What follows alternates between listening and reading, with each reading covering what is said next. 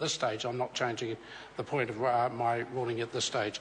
Question number 5, Dr. Cam Calder. Thank you, Mr. Speaker. To the Minister of Science and Innovation, what progress has been made in the government's plan to provide internships for students in New Zealand's research and development intensive industries?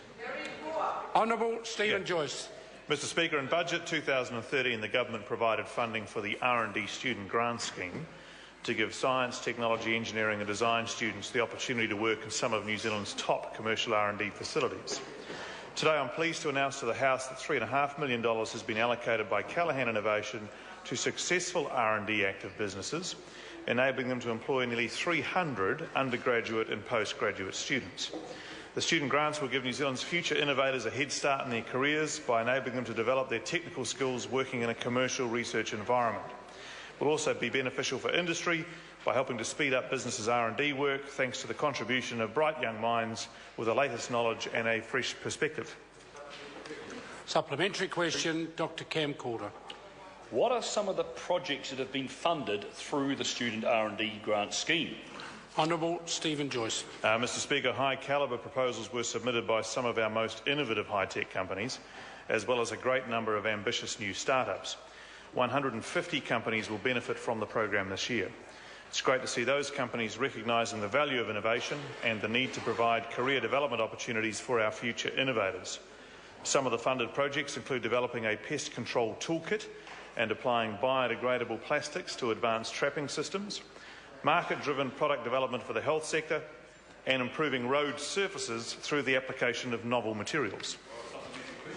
Supplementary question, Dr. Cam Calder. What other steps is the government taking to boost science and innovation in New Zealand? Honourable Stephen Joyce. Mr. Speaker, this government recognises that science and innovation are key drivers of economic growth and making New Zealand businesses more internationally competitive. We've increased total funding for science, innovation and research across government to $1.36 billion in the current financial year, from $1.24 billion last year and just over $1 billion 4 years ago.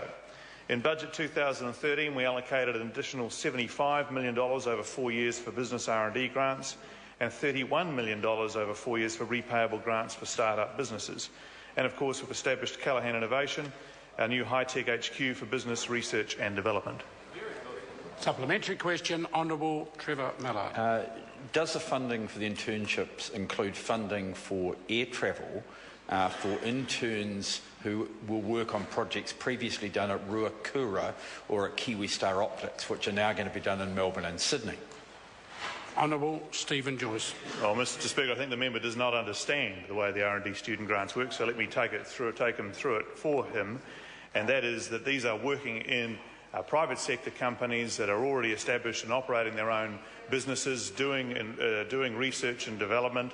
You get a young undergraduate or a postgraduate at a university, let's say, for example, the University of Auckland Engineering School, who wants to get out and actually do some work in a business environment before they qualify, before they graduate, and they can go along and work at this business and build business relationships and get an understanding of what it's like to work in the real world. I think all of those are great things.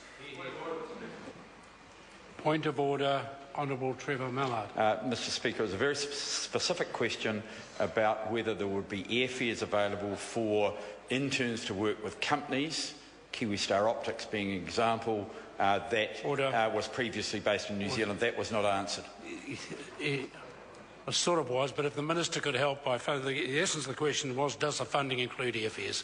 Well, Mr. Speaker.